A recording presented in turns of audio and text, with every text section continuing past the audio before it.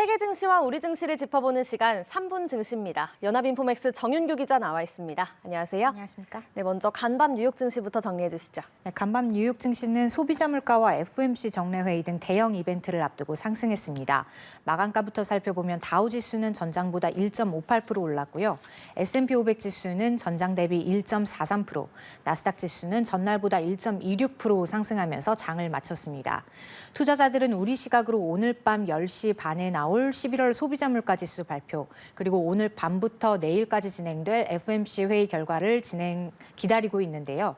인플레이션 기대치가 낮아지기는 했지만 상황을 지켜보자는 경계론이 이어지고 있고요. 종목별로 보면 S&P 500 지수 내 에너지, 유틸리티, 기술 관련주가 2% 이상 올랐고 11개 업종은 모두 상승했습니다.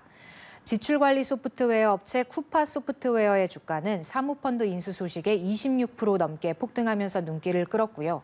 그릴 제조업체 웨버의 주가는 회사 최대 주주인 BDT 캐피털 파트너스가 자녀 지분을 모두 사들이기로 했다는 소식에 23% 정도 급등했습니다. 네, 연말에 산타랠리가 나타날지 관심이 높은데 소비자 물가지수 발표가 중요한 거죠?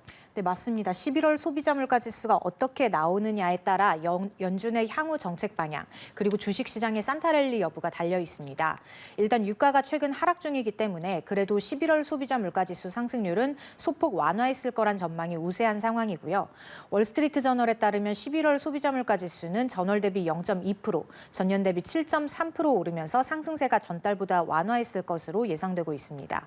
11월 물가가 시장 예상보다 낮게 나오면 시장은 안도할 것으로 보이고요.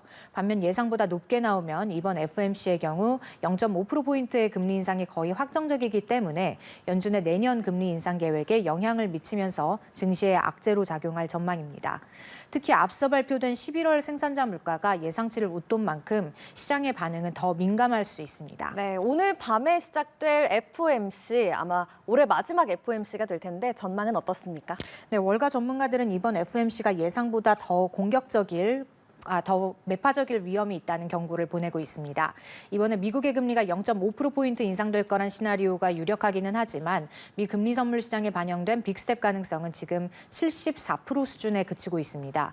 통상 이전 회의에서는 금리 인상폭에 대한 기대가 90%까지 높게 형성됐었는데 이에 비하면 낮은 수준이고요. 11월 소비자 물가 지수가 아직 나오지 않은 상황에서 시장 예상대로 둔화하지 않을 가능성이 남아있기 때문인 것으로 풀이됩니다.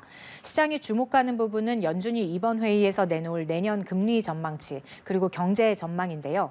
전문가들은 오늘 밤 나올 인플레이션이 예상보다 강하면 제롬 파월 연준 의장이 기자회견에서 매파적 발언을 다시 쏟아내면서 지수를 끌어내릴 가능성이 있다고 보고 있습니다. 네, 마지막으로 오늘 코스피 전망까지 짚어주시죠.